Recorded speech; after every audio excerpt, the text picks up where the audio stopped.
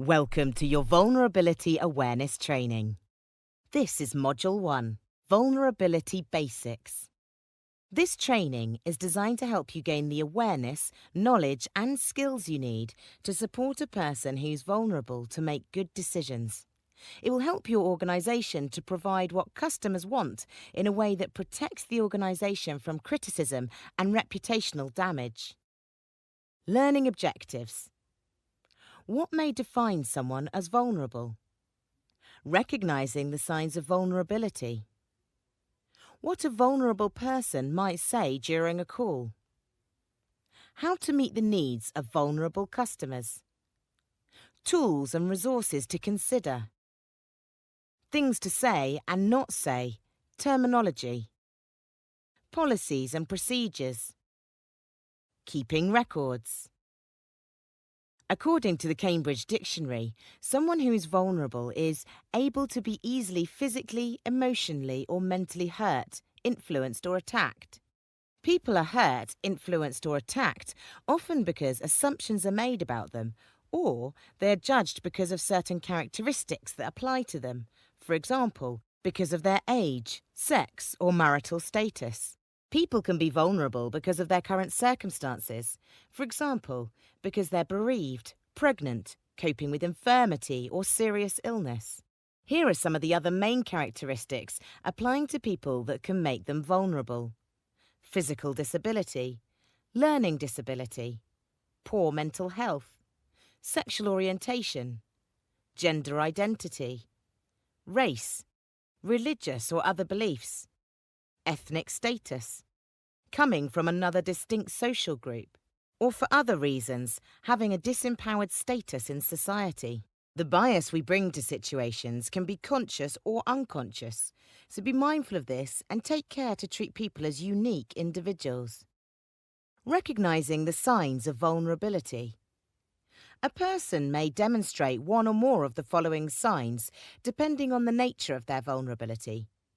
An inability to make decisions, constant repetition, answering yes to all questions, a lack of emotional responsiveness, confusion, being slow in speech and/or having a monotonous tone of voice, asking unrelated questions or making irrelevant points, excessive worrying, including requiring repeated reassurance, a lack of patience, displaying irritability or anger, a lack of concentration, difficulty understanding the conversation or the questions asked.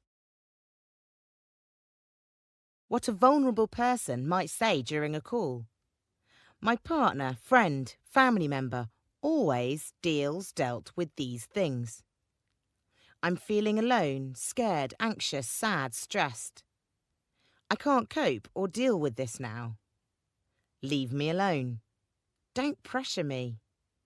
Give me time to think, respond. They might say yes to everything, but fail to keep up with the conversation. Or they may directly disclose a vulnerability. How to meet the needs of vulnerable customers. At the start of your contact with a customer, be clear about the information you need and the questions you will ask. Ask how your customer likes to communicate. If they're anxious or do not want to talk on the phone, suggest email or live chat if that's a possibility. Ask in which format they would like any documentation and, if needed, check there is someone to help them with it. Be mindful of your tone of voice and speak clearly. For people with a visual impairment, provide large print physical copies, digital formats and braille. For people with visual and hearing impairments, provide audio tools if available. Be understanding, patient and empathetic, understanding and sharing the feelings of others, rather than sympathetic, feeling pity and sorrow for someone else's misfortune. Listen to the customer and then give them time to think and respond, especially if you're giving information that is sensitive or difficult to handle. Offer to call back later, if necessary, at a prearranged time. The most common cause of misunderstanding is not listening properly. Pay full attention and don't race ahead to your next point. you could miss vital information. It may also increase your chances of not achieving the outcome you want.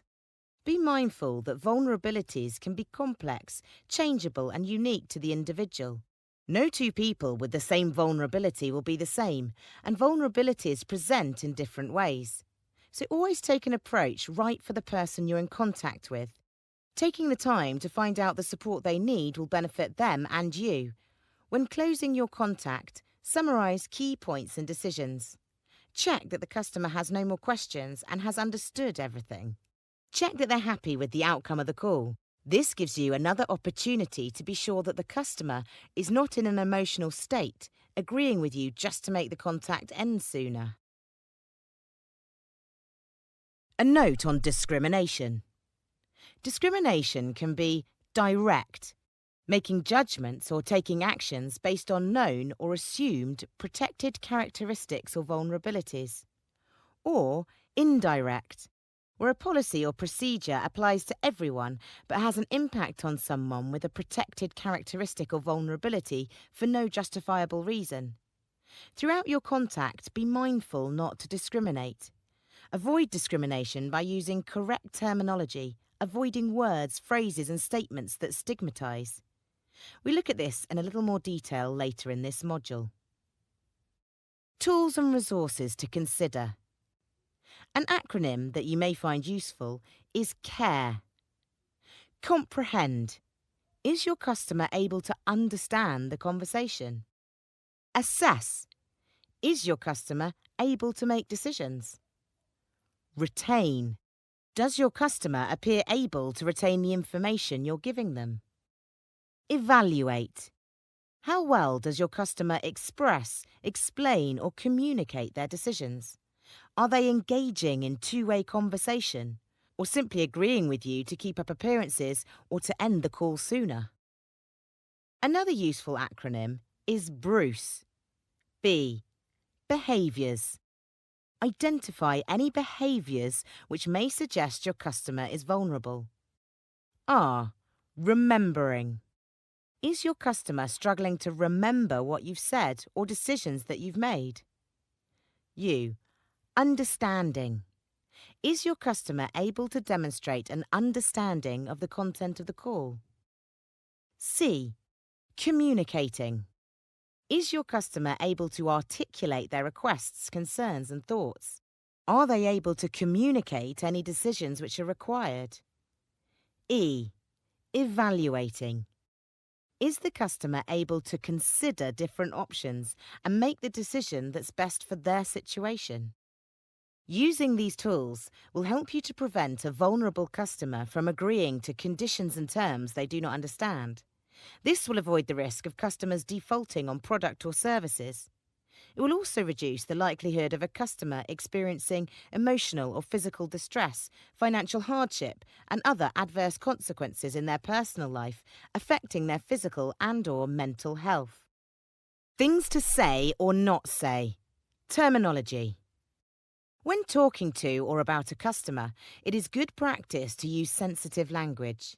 Instead of referring to a blind person, instead say, a person with visual impairment. A person should not be referred to as a depressed person, but instead a person with depression.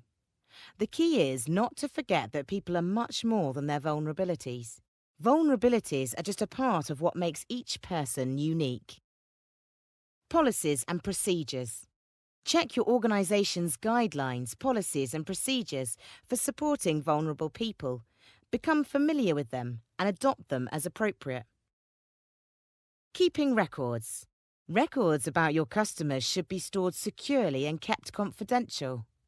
Recording appropriate information about your customers' vulnerabilities and their preferences for dealing with them will allow you to respond in the most helpful way to their needs.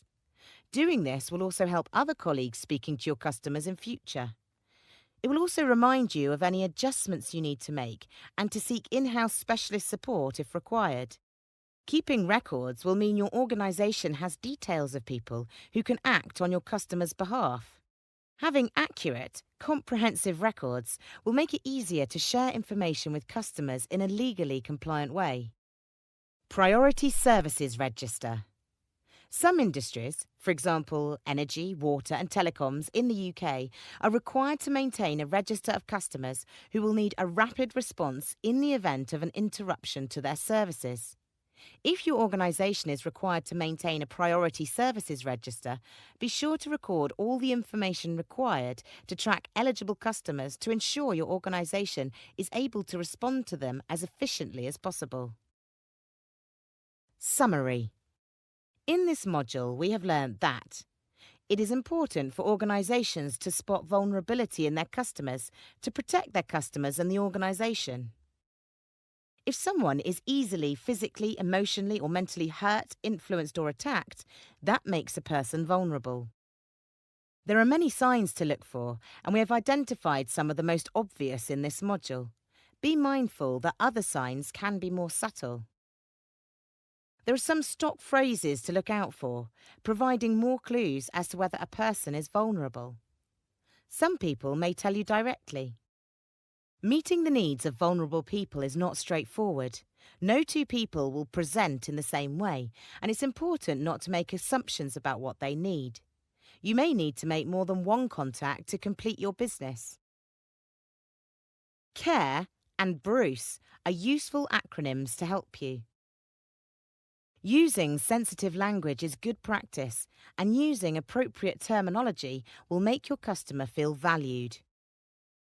You should be familiar with your organisation's vulnerability policies and procedures.